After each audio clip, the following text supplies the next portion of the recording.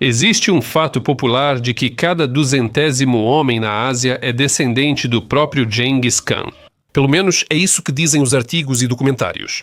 Referindo-se a uma pesquisa genética, o número parece inacreditável. 16 milhões de descendentes de uma única pessoa. Mas será que a ciência realmente comprovou isso? Será que um governante do século XIII poderia realmente deixar uma marca tão grande no DNA de um continente inteiro? E como descobriram isso se nem sabemos onde está o túmulo dele? Bem-vindo ao canal History Show. Meu nome é Semion e na nossa nova série Mitos e Realidade, hoje vamos tentar entender como Gengis Khan se tornou o homem mais prolífico da história e onde os cromossomos ficam para trás. Sem fantasia, vamos lá.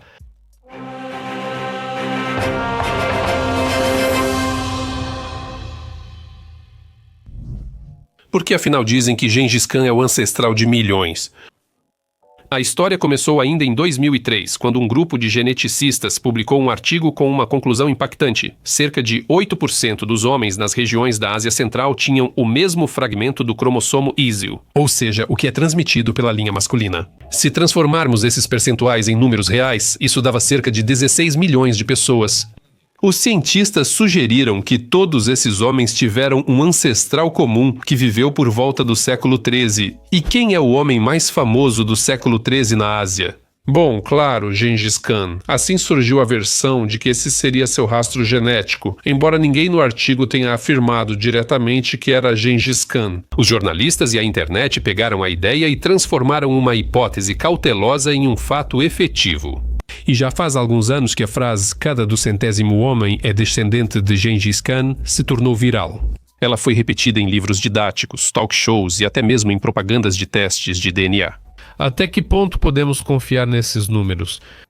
Para entender isso, é preciso descobrir como os cientistas calculam o ancestral comum pelo DNA, como eles determinam o ancestral comum pelo DNA. Para entender de onde veio esse traço genético de Gengis Khan, primeiro é preciso entender como os geneticistas procuram ancestrais antigos. Como já disse, o cromossomo Y é a principal pista, transmitido só pela linha masculina, do pai ao filho, ao neto e assim por diante, sem alterações. É como um sobrenome, só que biológico. Às vezes ocorrem pequenas mutações aleatórias nele, e são essas impressões da natureza que permitem aos cientistas construir a árvore genealógica genética da humanidade. Se um grupo de homens tem o cromossomo Y quase idêntico, isso significa que em algum momento do passado eles tiveram um ancestral comum pela linha masculina. Cientistas conseguem estimar quando ele viveu analisando as diferenças acumuladas no DNA de seus descendentes. Estes ramos são chamados de haplogrupos. Cada haplogrupo é como uma grande família, em escala da humanidade. Alguns têm o haplogrupo R, outros C, outros Q e assim por diante.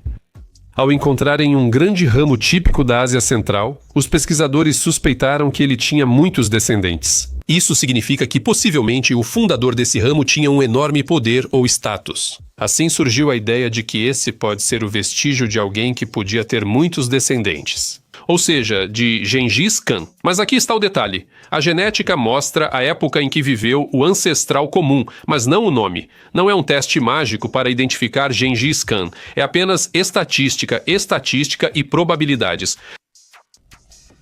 O que realmente revelou o estudo de 2003. As pesquisas que originaram o mito foram feitas no início dos anos 2000. O objetivo principal do trabalho não era buscar Gengis Khan. Os cientistas queriam entender como fatores políticos e sociais influenciavam a disseminação do DNA pela Eurásia, ou seja, em outras palavras, como conquistas e impérios deixavam marcas na genética. Para isso, eles coletaram dados de mais de 2.000 homens de 16 regiões da Mongólia, China, Cazaquistão, Quirguistão, Uzbequistão, Turcomenistão, Afeganistão, Paquistão e de várias áreas da Sibéria. Todas as amostras foram analisadas pelo cromossomo Y, já que ele é transmitido apenas pela linha masculina e permite rastrear a origem paterna. Quando os cientistas colocaram os resultados no mapa, eles perceberam uma anomalia estranha. Em muitas regiões da Ásia Central, aparecia a mesma linhagem rara do cromossomo Y. Isso é especialmente comum entre mongóis, cazaques, kirguizes e hazaras, descendentes de guerreiros turco-mongóis no Afeganistão. De acordo com os cálculos, cerca de 8% dos homens nessa região tinham um segmento de DNA quase idêntico. Esse número foi extrapolado para toda a população masculina da Ásia, chegando a um impressionante total de cerca de 16 milhões de pessoas. Para entender quando viveu o ancestral comum deles, os pesquisadores usaram a taxa de acumulação de mutações no cromossomo hídero, uma espécie de relógio genético. Eles mostraram que o ancestral comum existiu há cerca de 800 mil anos. Nesse ponto surgiu a principal pergunta: quem poderia ser esse ancestral? Não acharam outro personagem histórico que atendesse a critérios de época, local e número de descendentes simultaneamente. Esse homem deveria ter vivido no século XIII na Ásia Central com poder político, várias esposas, concubinas e filhos. A coincidência parecia precisa demais para não pensar em Gengis Khan, porém, até mesmo no artigo original, os autores enfatizavam com cautela. Supomos que esse agrupamento possa estar relacionado aos descendentes da família de Gengis Khan, mas não há provas diretas. Em outras palavras, era uma hipótese baseada na coincidência de tempo e geografia, e não na comparação com o DNA específico do próprio Khan. O trabalho dos cientistas não comprovava a origem, apenas mostrava que realmente existia na Ásia Central uma linhagem masculina incomumente numerosa, que provavelmente se espalhou graças ao status social e ao poder de seus portadores. Só mais tarde, outros pesquisadores e jornalistas interpretaram isso como herança genética de Gengis Khan. Continua. Quais os pontos fracos dessa teoria? À primeira vista, tudo parece convincente. Há um agrupamento genético raro que coincide no tempo e lugar. É natural pensar em Genghis Khan, mas ao analisar melhor, quase todos os pontos dessa teoria são duvidosos. Primeiro, não existe um padrão de comparação, pois não temos o DNA do próprio Genghis Khan, o que é o principal problema. O túmulo dele ainda não foi encontrado, nem restos mortais com uma linhagem comprovada, e sem uma amostra de controle é impossível provar que os agrupamentos encontrados realmente pertenciam a ele ou aos seus descendentes diretos. É como encontrar uma impressão digital e dizer, provavelmente é do Napoleão, sem ter as impressões digitais do Napoleão. Além disso, a idade do agrupamento não é precisa. Relógios genéticos dão só uma estimativa, e métodos distintos podem variar a idade do ancestral comum em centenas ou milhares de anos. Recontagens indicam que essa linhagem pode ter surgido bem antes do século XIII, possivelmente na época dos antigos turcos ou antes. O ancestral genético existiu, mas não se sabe se viveu na época de Genghis Khan. Em terceiro lugar, a geografia não prova a origem. Sim, o cluster é comum na Ásia Central, mas também é encontrado em regiões onde os mongóis nunca chegaram. E em algumas partes do império, onde a influência de Genghis Khan era máxima, essa linhagem é encontrada com pouca frequência. O mapa não corresponde à história das conquistas. Em quarto lugar, um efeito forte não significa prova biológica. Pesquisadores sugerem que o gene se espalhou rapidamente devido ao poder e status de quem o possuía. Mas não precisa ser um cão. Na história das estepes, várias famílias, alianças e líderes influentes poderiam ter deixado marcas semelhantes. Qualquer dinastia que governasse vasto território teria efeito parecido. Em quinto lugar, o elo fraco da argumentação são os hazaras. Entre esse povo afegão, que se considera descendente dos mongóis, o agrupamento ocorre com frequência, servindo de principal prova para a hipótese de Gengis Khan. No entanto, dados históricos indicam que as guarnições mongóis só surgiram nessas regiões após a morte de Gengis Khan, sugerindo que a linhagem pode ter vindo de comandantes posteriores, não dele. E por fim, é impossível separar os descendentes de Gengis Khan dos outros mongóis, mesmo que se suponha que esse agrupamento seja realmente de origem mongol. Não está claro como distinguir os descendentes da família de Gengis Khan dos descendentes de milhares de outros guerreiros mongóis que deixaram descendentes por todo o continente. Todos eles viveram na mesma época, falavam o mesmo idioma e pertenciam ao mesmo ambiente etnocultural. Na essência, o DNA não distingue quem era o Khan e quem era seu companheiro. No final das contas, o cluster de Gengis Khan existe, mas sua ligação com o próprio Gengis Khan é puramente probabilística, sem um padrão de DNA e sem uma datação precisa. Isso não é uma prova, é apenas uma bela suposição que soa convincente, mas se sustenta em pressupostos. Quais são os resultados de outras pesquisas? Após o artigo de 2003, geneticistas do mundo todo apressaram-se para checar suas conclusões, já que a hipótese era ousada demais para ser aceita sem questionamentos. Nos 15 anos seguintes, surgiram novas pesquisas que mostraram ser tudo mais complexo do que parecia.